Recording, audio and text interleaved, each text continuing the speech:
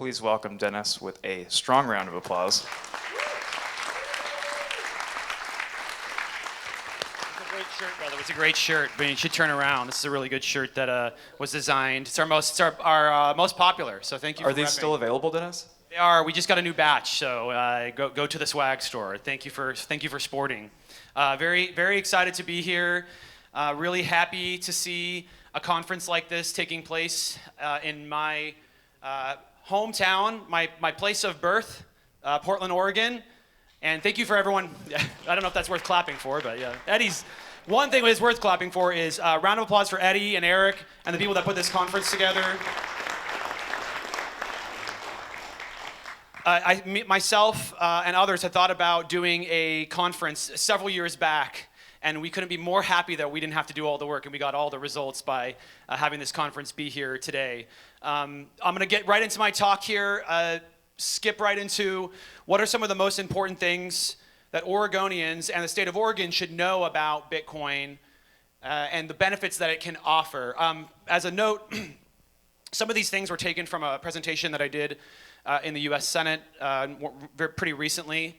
Senator Wyden had given me the opportunity to present a briefing to staffers there. So there's parts of it where I'm going to get a little bit deeper because I've presented on it before.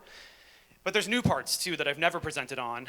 And this will be the first time where I've really talked about them pretty publicly in a presentation. So that's going to be the first part. Second part will be parts where I've talked about it before. Things to keep in mind. Bitcoin is here to stay. Who can agree with that? That's right. Okay, great. My argument now is that we should stop debating whether or not Bitcoin is going to exist and whether it's going to be a part of society for the long term. And we should start having conversations about how to utilize Bitcoin. So keep that in mind. Like, Bitcoin can do a lot of different things, and we should really hyper-focus on the things that we want to see Bitcoin do the most. And I'll, of course, get into those. Second point here, we're super early still, right? Like, the internet, 15 years in, we barely were, like, watching videos online, let alone like Zoom calls, streaming sports, ordering Amazon, having it delivered to our doorstep, ordering a car and having it show up and like drive you somewhere. These are all things that happened in the later era of the internet, and I think that we are crossing over into that period, but we are not quite there yet. So just keep your mind open to the potential and the opportunities that Bitcoin has to offer. Okay, there's a lot of benefits of Bitcoin. There's a lot of potential benefits that it could offer to the state of Oregon, to Oregonians, right?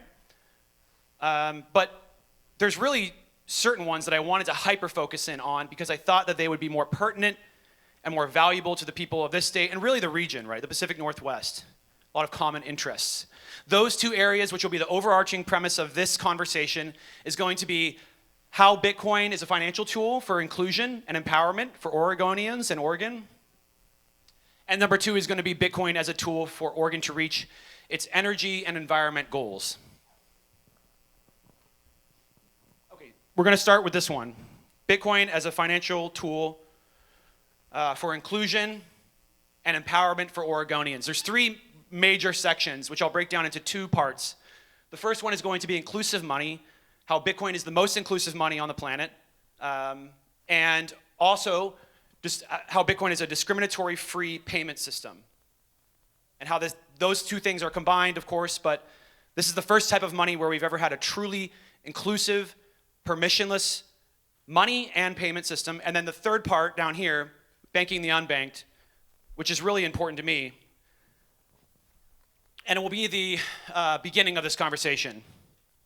Banking the unbanked, the main reason why I got into Bitcoin was because in 2017, a friend told me, said, there's this money, it's on the internet, and it's perfectly anonymous. And I was like, no way, I don't believe you.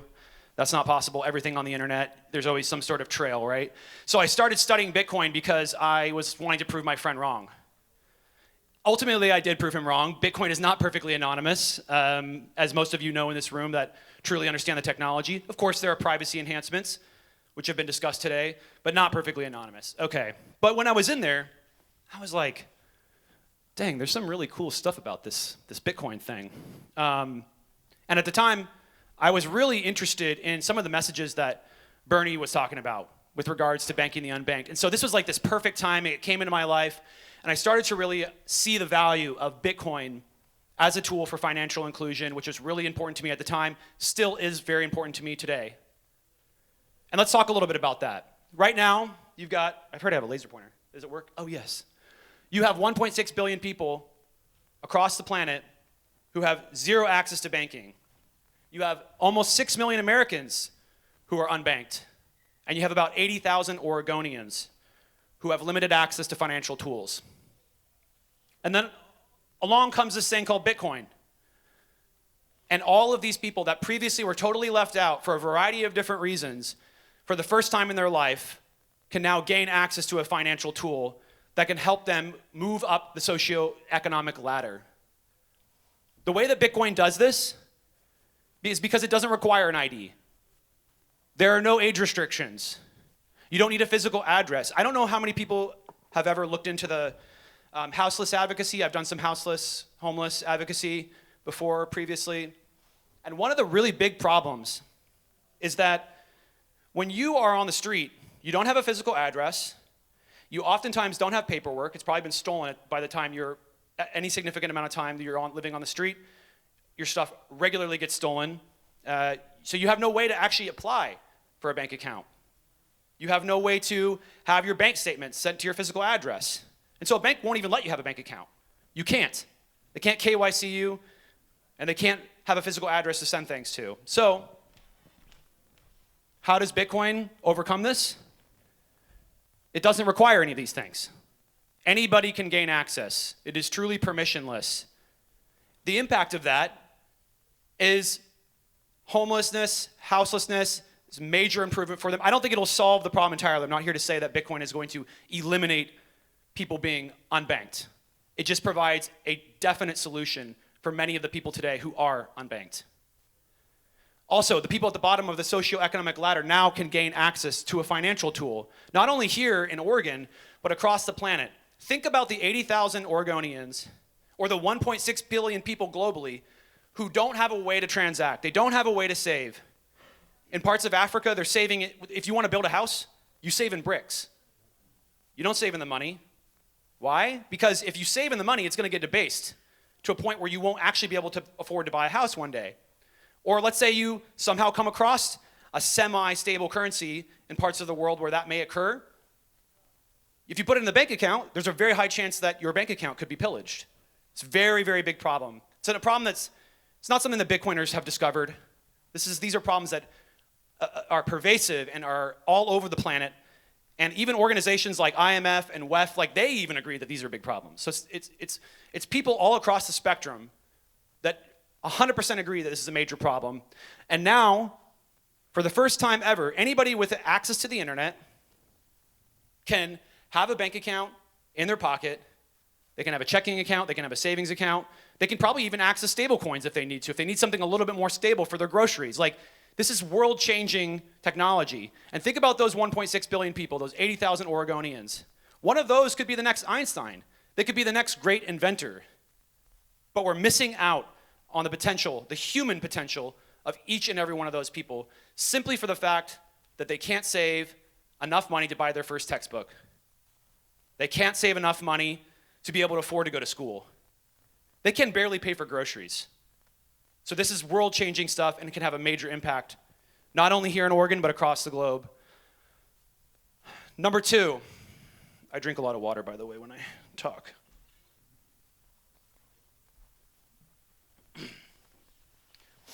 They're kind of tied together to some extent. Bitcoin as a financial tool for financial inclusion and empowerment. Historically, many people have been left out of the financial system. They have been discriminated against for a number of different reasons. Age, sex, sexual orientation, gender, political affiliation, country of origin, race. It's usually something you can't actually change about yourself, so it's unavoidable if someone decides to discriminate against you for one of those reasons. Banking discrimination is a really big problem, not only here in Oregon, but across the world. And in the United States, here's the craziest part. We found this out recently. They don't even have to tell you why they closed your bank account. Did you know that? That's legal. They can close your bank account right now. And if you ask why, they'll say, sorry, we can't tell you. Okay. It's kind of strange, don't you think? So how does Bitcoin solve this problem? How does it make a big improvement for Oregonians? How does it make a big improvement for people that have been traditionally marginalized, traditionally left out, or excluded from the financial system? Well, first of all, Bitcoin is totally decentralized. There's no central authority. There's nobody controlling the levers. So there's just no way for someone to be like, let's keep that guy out. We'll let this guy in. It's a permissionless system. Anybody can gain access that wants to. And there's increasingly quite a number of people who want to gain access to a digital financial technology who have traditionally been left out or discriminated against. So what's the impact here? Now that everybody has access, marginalized groups have a lifeline where they know no matter what, no matter where the political dialogue goes, no matter where the political culture goes, no matter where the federal government goes, that there will be a way, a last line of defense for them to be able to participate in the economy, which is critical, especially as we move to a more digital economy every day, and especially as we move away from paper cash. That's probably the last line of defense right now, or has been for a lot of people traditionally left out. But that doesn't allow you to, you got cash, what best you can do is probably store it at your home, and you try to put it in the bank, then they're gonna call you a criminal, and if you try to take it out, they'll call you a criminal. So, huge impacts there as well. And I want to highlight something real quick, because every time I talk about this and this, someone always says, well, what about the criminals? What about the bad guys?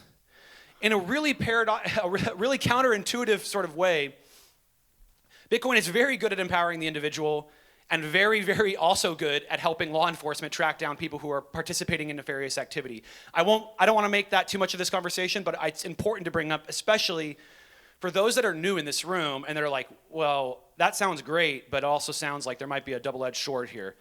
Where, in fact, in both ways, Bitcoin is beneficial. Now, I know some of my privacy hawks in the room are not a big fan of the traceability and trackability of Bitcoin, but it is a powerful tool to make sure that terrorist organizations and people that want to do harm to individuals are not able to do so on Bitcoin, but also simultaneously giving better access and improvements in privacy for the individual. Okay, moving on now. Second part of this. First was all about financial inclusion, financial empowerment, how Bitcoin can help Oregonians by being a tool for them to save, transact in a permissionless way to make sure that they are not discriminated against, that they have a way to save in something that can't be taken away from them or debased, really important part. I was going to consider making savings technology a part of this conversation, but I'll leave that for another one. Next part is all about energy and emissions.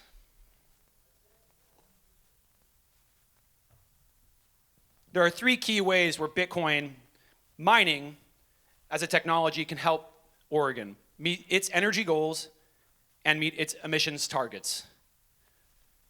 First of all, Bitcoin is a powerful tool, very powerful tool for advancing the growth of renewables. I'll get into that. It's very, very good at mitigating methane emissions in a way that no other technology can do. And it's incredibly useful as a tool to balance the grid. This is the part that I've presented many times before.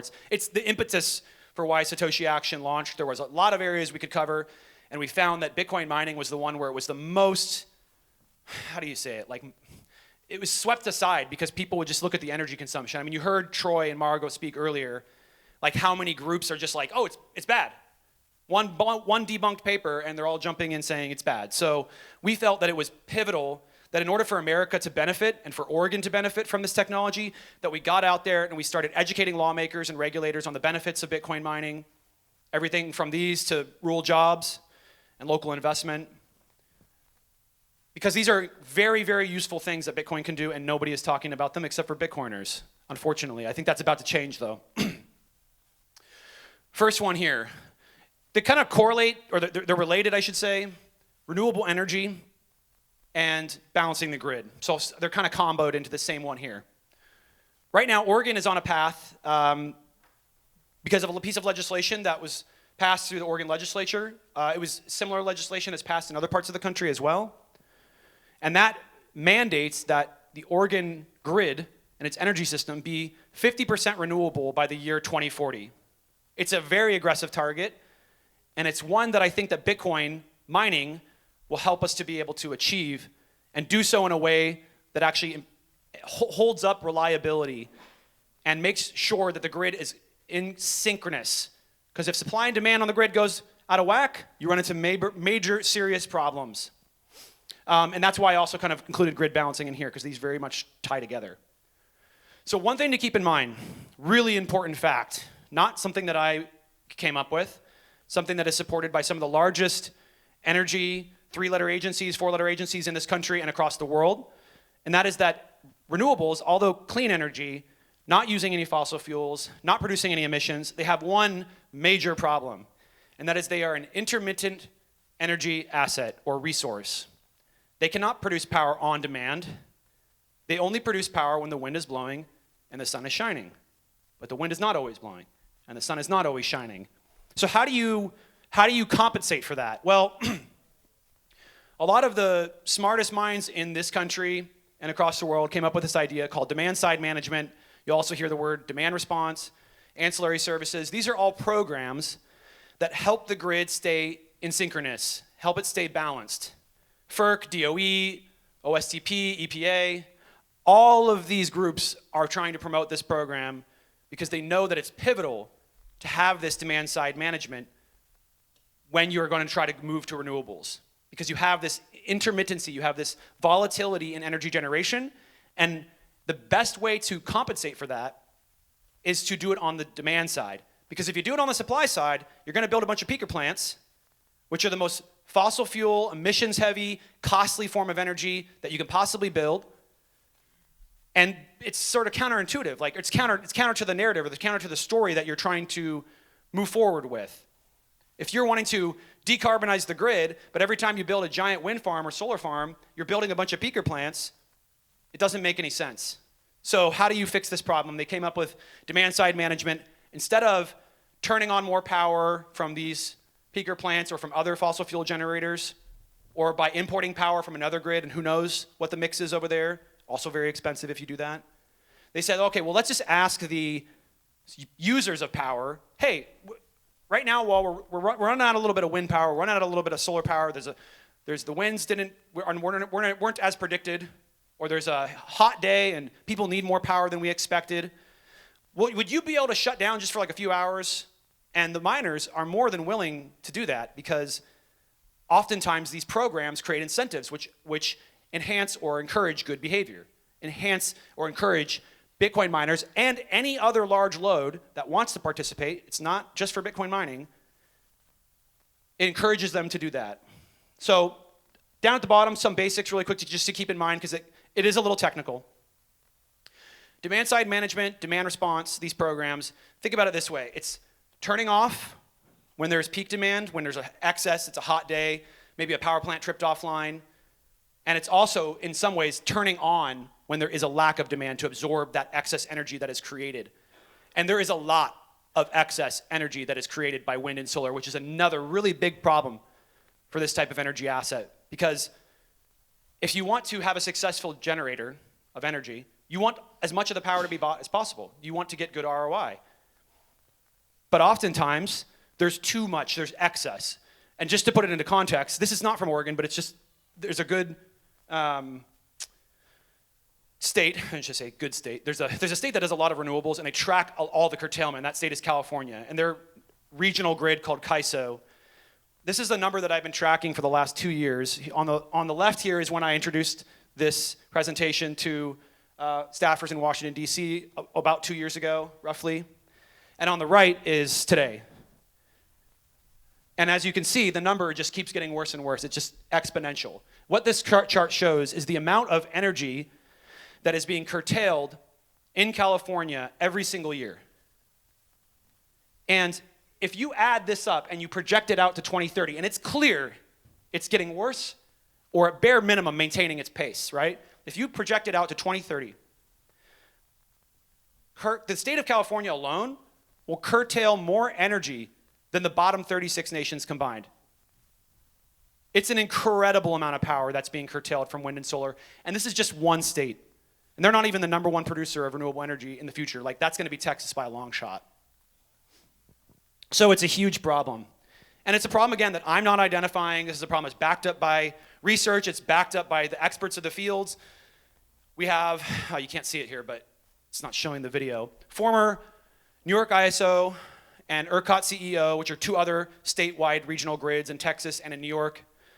He was the CEO of both of those. And he is out here clearly promoting the benefits of Bitcoin mining for the grid and for renewables. In fact, he turned into such a champion for this issue that not shortly after that, well, here, let me pause on this one really quickly. This was a big moment in Texas. And when he was actually overseeing the grid there, his name is Brad Jones. There was a winter storm that came down. There's two winter storms to keep track of. Winter Storm Uri and Winter Storm Elliott. They were back to back. Winter Storm Uri came down, knocked out a bunch of power. A bunch of people died, like 700 people died. It was devastating. Billions in damages. After Winter Storm Uri, they were like, what are we going to do? We got to fix this problem. And they brought in Brad Jones. They brought in a bunch of other people. And also simultaneously, just wildly enough, China banned Bitcoin mining. And so all of a sudden, you had this huge rush of Bitcoin mining come to the United States. And where did it go? The vast majority of it went to Texas. So just a little bit under a year later, they had another winter storm. And during that winter storm, the Bitcoin miners came in and said, all right, you guys are running out of power. It's looking a little dicey. Grid's about to collapse. We're going to shut off our energy usage and make it available to ratepayers. It was an incredible amount of power that they delivered back to the grid or made available. People always like to get mad at me the way I say it. Returned. Like, are they storing the energy? No, they just made the energy they were using. They stopped using it. And now the ratepayers, the grid, could use it instead. Because energy is sold in blocks oftentimes in Texas and in grids all across the country. The amount of energy that they curtailed in usage, stopped using, was enough to heat 1.7 million small homes in Texas.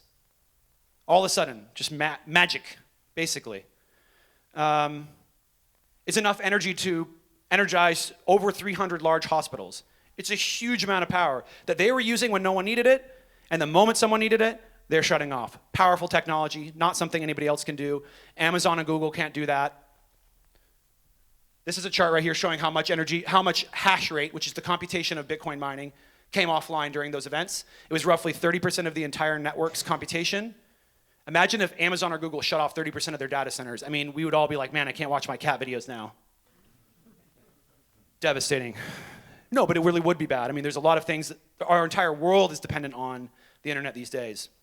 So really, really important to keep in mind. This is something that Bitcoin miners are ready and willing to do if there is policy to properly incentivize this behavior, and that they're doing it in a way that no other technology today can do.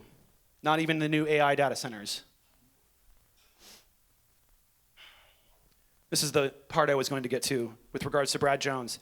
And this is not, with regards to what I'm saying here, there's a lot of people that back up that we need these demand response programs, that we need grid flexibility, we need demand side management, but there's very few people, except for maybe like two, you happen to have two of the groups in the room right now, myself and also Troy and Margot, really, really working to produce research around this concept of how Bitcoin mining is good for renewables and it's good for the grid. And now we have the research. We've been working very hard to produce research with regards to how Bitcoin is value add to the grid and renewable energy expansion. We've done 2 papers on this issue alone so far. The one on the left we were highly involved with. We didn't actually author it ourselves. The one on the right we were really involved with. And you can also see on that list of authors, we were able to get the former New York ISO and ERCOT CEO, Brad Jones, to co-author that paper with us because he so adamantly believed in the power of this technology. But we're not the only ones doing research. There's a ton of research from us that's coming out of all the benefits of Bitcoin. And we also have research from others. And again, like I said, we have research from folks like Troy Cross and Andrew Bailey as well, showing this value, showing the potential. There's a growing, massive body of research to support the claims that we're saying. And this is just the very beginning, just the very, very beginning of what we're going to see in the research world. Now we're going to move on to the next one. That was the grid. And now we're going to move on to methane. And how Bitcoin mining is a very powerful tool. I like to say very powerful a lot, by the way, if you haven't noticed. Very powerful tool to mitigate methane emissions. You have a variety of different sources of methane. You've got landfills.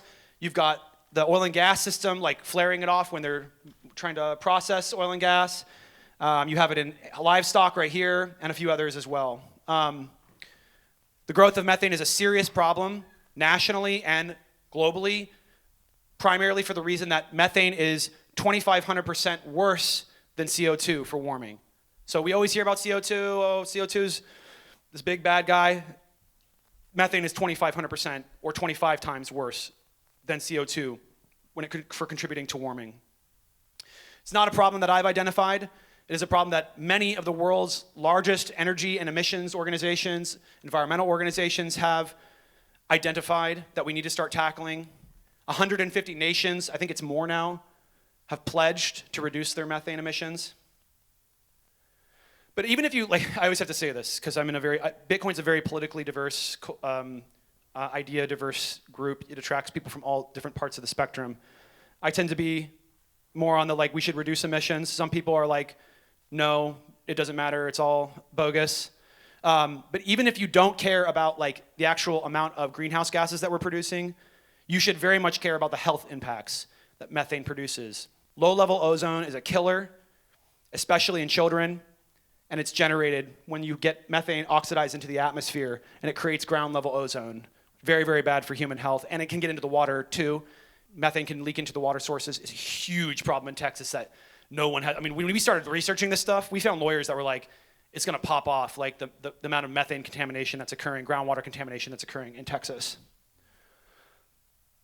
So how does Bitcoin mining help solve these problems?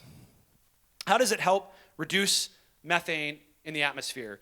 How does it help make sure to protect the climate, protect our world from increasing temperatures in the atmosphere and in the ocean? Well, it's very simple. You take methane, which is a combustible gas. I don't know why it's not showing up those graphics, but it's a little flame, nice little flame emoji. Methane is a combustible gas. You can burn it. You burn it in a generator or a turbine. You create electricity. And then unfortunately, my fancy little Bitcoin miner over here has also disappeared. You're creating Bitcoin. Super simple stuff. Also not a concept that is invented by Bitcoin. There are others that try to take methane and produce electricity with it. If you ever see your buses driving around, they say renewable natural gas. That is from methane that has been harvested from a source like a landfill or other sources as well. So again, see if it pops up. It's not popping up there, but it's a paper that we just recently produced. I don't know if you saw us put it out, but it was in coordination with Nodal Power. So because people often ask me well, this is just theoretical, nobody's doing this. This is a great idea, but is it really happening in practice? And yes, in fact, it is happening in practice. Nodal Power is partnered with Marathon, and they are mining Bitcoin off of a landfill in the state of Utah, and they plan to expand those operations as well. And we have a research paper which talks about it. Happy to share it with you. It's not up on the screen right now, but ping me afterwards if you want to take a look at it. Graphics no longer want to show up. So on the left, really important, you have the Biden administration's recent report, and you have KPMG. These two graphics you can't see, but they support the claims that we make, that Bitcoin mining is a powerful tool for methane mitigation. It's not just me. It's even people that we find that traditionally we don't agree with in the Bitcoin space yet. EPA, we had a conversation with EPA, and they said, we agree that potentially Bitcoin mining could be used as a way to mitigate methane emissions, which might come as a shock to some people. So, in closing, there are very, very powerful ways that Bitcoin can add value to Oregon and to the United States and the entire world. And I think that it's critical that we as individuals take the time to do the research ourselves. I will steal a story from Daniel Batten.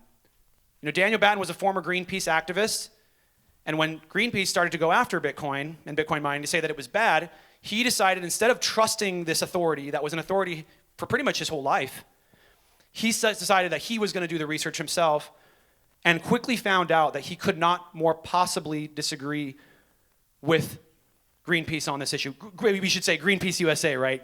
Greenpeace HQ would be mad if I didn't say that in particular. So I encourage you, in closing, do the research yourself, look into this issue, and make sure that you understand the value that this technology can have. There's a lot of clickbait out there about Bitcoin being bad. That's for criminals. It's for terrorism. It's literally the opposite of that. You could not pick a worse technology to transact on for crimes or for nefarious activity. It is etched into the blockchain permanently. Also, whoops, jumped over. There are many more benefits. I don't know how many slides it was, so give me a second. There are many more benefits of Bitcoin that I didn't cover here, which is also why I would like to announce that I'm writing a book right now. It is going to be, the placeholder title is The Benefits of Bitcoin, a book for world leaders. And this book will cover in detail every single benefit. Not gonna get into the technical components of it. It's more in the detail at a high level so that people see the value of this technology instead of just looking for whatever the New York Times or Greenpeace is gonna say the next day. Do the work yourself, look into Bitcoin, and truly understand the benefits of Bitcoin. Thank you, everybody. Appreciate your time.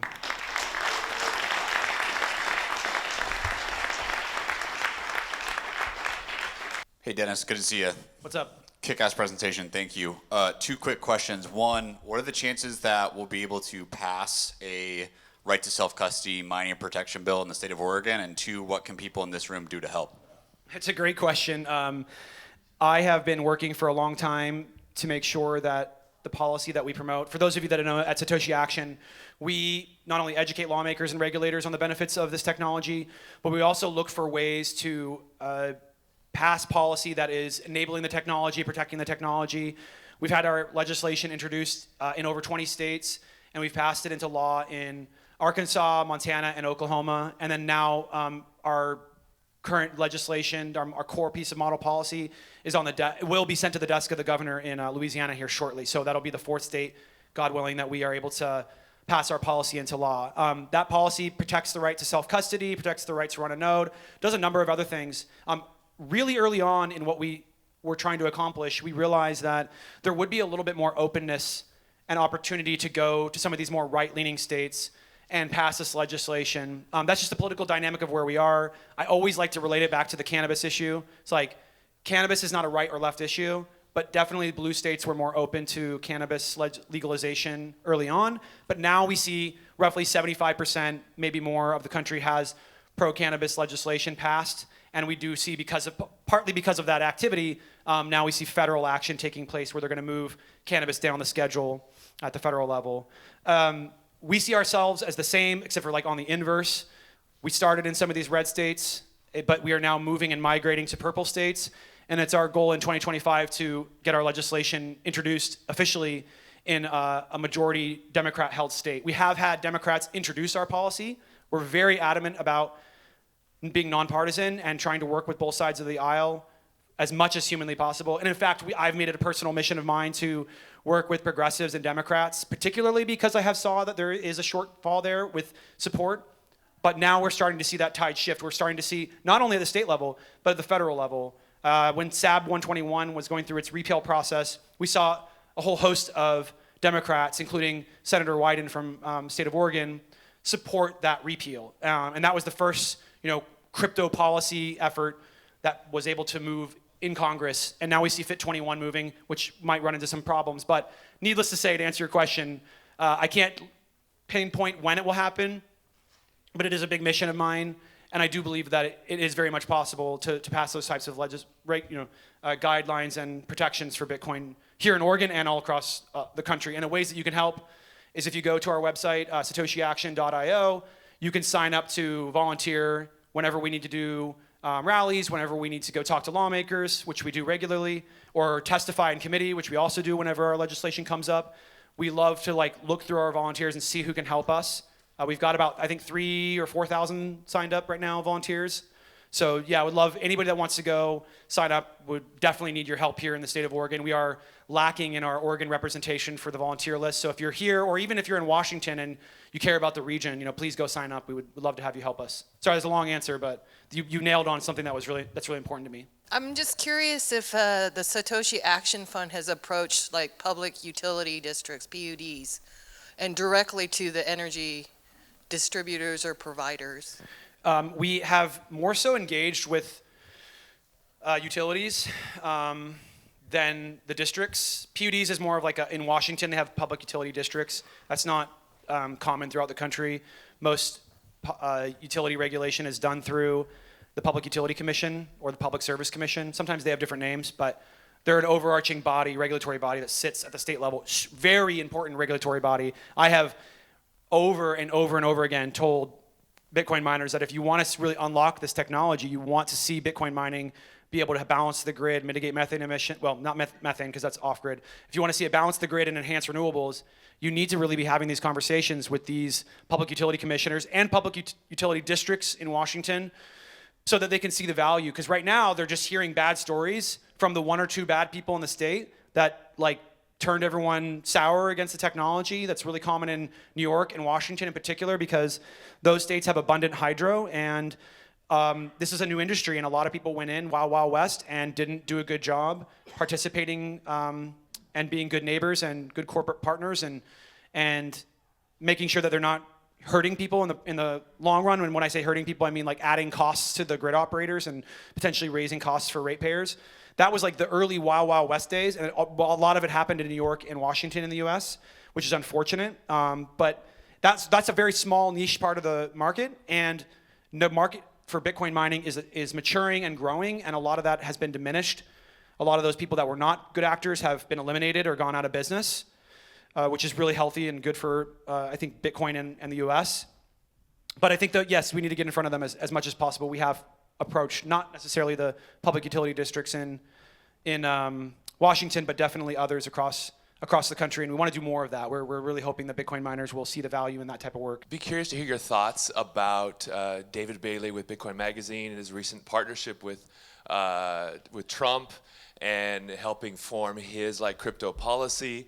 And just what do you think are, you'd say, maybe the opportunities and the risks of Bitcoin becoming a partisan issue within the U.S.? I stay out of presidential elections for the obvious reason that at the end of the day, like, people vote for who they vote for at the presidential level for a variety of different reasons that may be totally different from what you would expect. And I think it's above all voting decisions. It's probably one of the most personal voting decisions.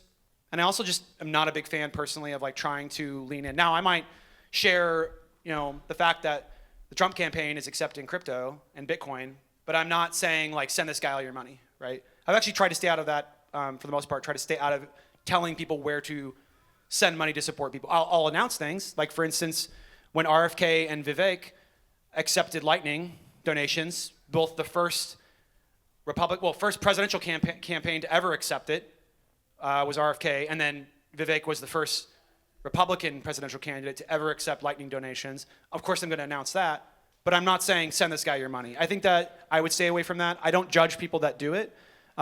Certainly those, when people do that, it, reveals more of their underlying political ideology, and it's just not something that we tend to engage in at Satoshi Action.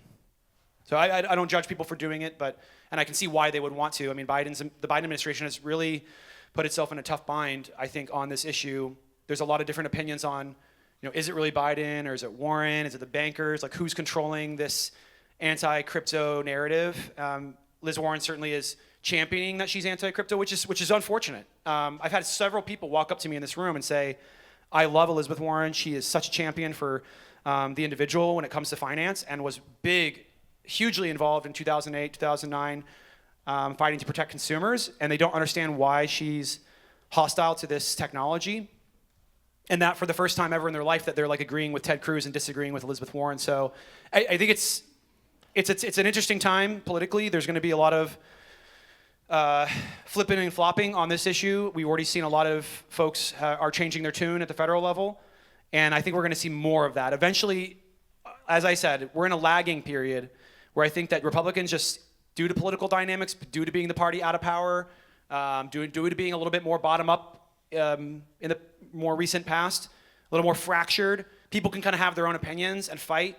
Democrats do a good thing and a bad thing is that they're a little more, at the federal level, a little more like top down. It's a little more like in line. We're all in lockstep, which is really valuable when you're wanting to get your policy agenda move forward, but it might not be as valuable for when a new emergent technology or a new idea comes up and you're struggling, the people in your party that are like, listen, I really like this stuff, but like don't want to step out of line because they know that they're going to get the hammer and it could crush their political career. So that's going to change. There's ebbs and flows in politics all the time. It used to be the Democrats were way more bottom up, right? That's just, things change, and I think they're going to change again. And I think this next era, this next 4 years, is going to be an era marked by a number of different Democrats coming out very strongly in support of Bitcoin and really digital assets broadly. Dennis, I would ask you, how does the individual get involved? Is it through supporting organizations like yours? Is it by mining themselves? Is it by talking to their local politicians? What can the individual do here in Oregon as well as for our national policy? That's a great question, and thank you again for having me. It's an honor to speak in front of people from this region, and really excited to see again Eddie and the team put this together, and I'm really looking forward to next year as well. To get involved, listen, you can get involved with us, you can donate, you can sign up to volunteer, but there's also another way where you can really have a big impact on the adoption of Bitcoin, and that's to build a Bitcoin business, or invest in a Bitcoin business. Because the more you invest, the more you build, the more that we have to champion and say, hey, look at these real world examples. That's the big problem right now. People are like, well, where's the real use case other than getting rich? And that's something that we really focus on, is the actual use cases of Bitcoin. I'm not here to tell you you're going to get wealthy in Bitcoin, although there's a high chance that you will. If you hold on to Bitcoin for the long term, that's just the data backs that up. But I'm here to share those use cases. And so those use cases I'm sharing, if I have real world examples, like the landfill mining in Utah, we always knew that for a long time that at least me for several years, others maybe longer, that Bitcoin mining could be used as a technology to mitigate methane emissions, but it was theoretical until someone went out and did it, right? And now someone has done it, so we have that example. If there's something else out there that is a real world potential of Bitcoin, go build it, because then we at Satoshi Action and the other great groups in this space can say, look, what we said is real. We are not just trying to pretend Bitcoin look better. We are actually promoting real world use cases, and Bitcoin is having a very powerful impact on people across the world, including here in the state of Oregon. So go build a Bitcoin business. Thank you, Dennis.